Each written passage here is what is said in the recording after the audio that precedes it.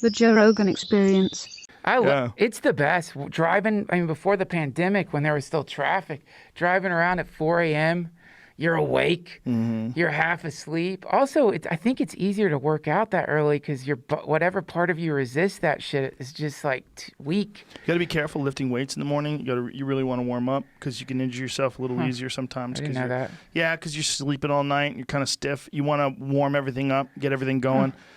They say that people lifting weights, it's not the best idea to lift like your personal record deadlifts and shit like that first thing in the morning. It's Shit. Yeah, you got to heat your body up. That makes sense. Your body's more heated up by the end of the day. By the end of the day, you're loose. You've been walking around, doing stuff, looking forward to your workout, getting pumped, and then you can go in there and work out. I used to love jiu-jitsu class at 8:30 p.m. For me, that was perfect because jiu-jitsu is like at 8:30. It's like, man, I got plenty of energy. I've eaten all day. You know, it's like I'm not tired yet. Like going to bed tired, but you know, because back then I was going to bed at like 2:00 in the morning every night anyway. But it was like 8:30 was perfect.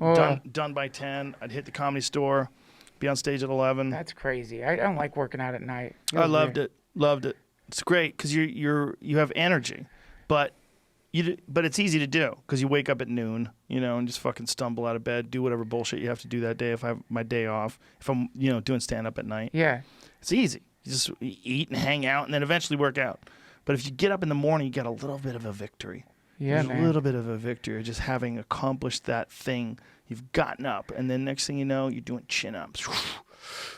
Maybe you're doing chin-ups. You not doing any chin-ups?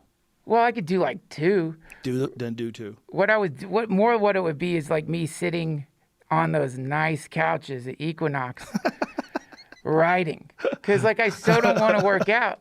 Yeah, I would procrastinate. And that's what I realized is like I do my best writing at the gym. That's hilarious. So do you bring a little notebook with you? Fuck yeah. I just started bringing my gear there to write. And then I would just sit and write. And I would spend so much time writing because that part of you that doesn't want to work out would rather write. Yeah. It's like when you have to write and you find yourself cleaning.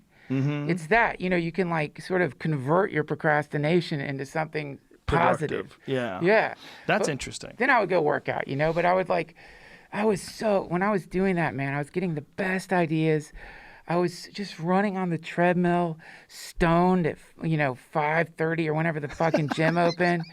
And I was listening to this, like, I started listening to, that was when I was listening to Goggins. So I'd be blasted listening to Goggins running on the fucking treadmill like, yeah, fuck yeah, I can run.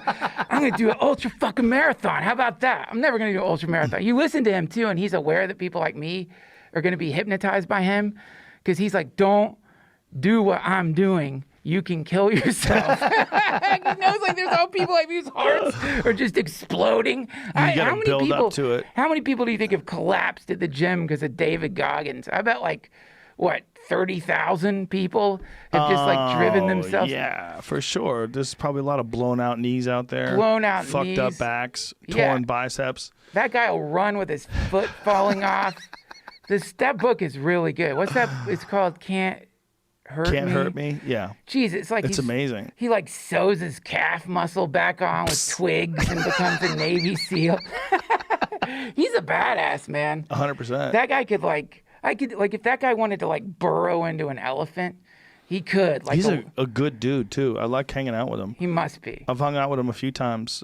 Gone to dinner a few times. Really? Yeah. He went to the fights a couple times. He's a good dude. He's a fun guy. I enjoy him. Me and my friend think he's enlightened.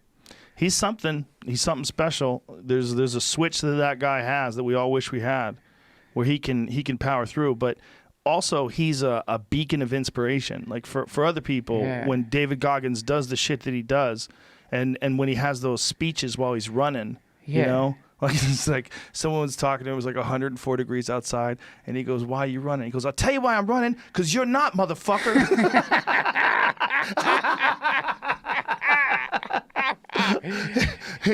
He goes, "That's why I'm running." And and he's out there just. He's constantly doing it. Like he's constantly pushing himself. That's what I love. Yeah. To me, he's like a servant in that way. He's a servant. He's a servant to the world. He's not just like, he's really giving people, because like he posts pictures of himself when he was like sort of fat all the time, man. And like he's showing people like, look, this is the possibility at any moment. You can do this at any moment. And I love that because I know when I see him, like, he's like running through glass. He's running in like, he's like running through like swarms of mosquitoes and malarial swamps just to show people, look, the part of you that's telling you that you can't do this because of X in your environment is probably wrong. Not all the time, but for sure, man, a lot of the time, wrong. A lot of time. And that, for a lot of us, that's like so powerful. Like of all the self-help books I've listened to, I listened to on Audible. That's the best one. By far, hands down, that's the best one, man. But because it's real. It's not from a guy who really hasn't done anything that's trying to get you motivated to go out there and conquer in life. It's from a guy who's actually done some really fucking crazy shit and is telling you that you can do it too and that he used to be weak. yeah. He's doing something right now because Cameron Haynes' son, Truett, is trying to break Goggins' 24-hour chin-up record. So Goggins was I think it's on Cameron Haynes' Instagram page. See if he put the video on his Instagram page. But he was at some ungodly number of chin-ups. What? When they were making the video. He's trying to break that record. Yeah. He's like, I've been doing chin-ups for 9 hours straight. Fuck that. And he was at like 1,500 chin-ups or something stupid. Crazy. Yeah, and he still had all those hours to go. So I think it might even be like a 2-day thing. I don't know how many days they're supposed to be doing this. But it's does he have it in there with Goggins?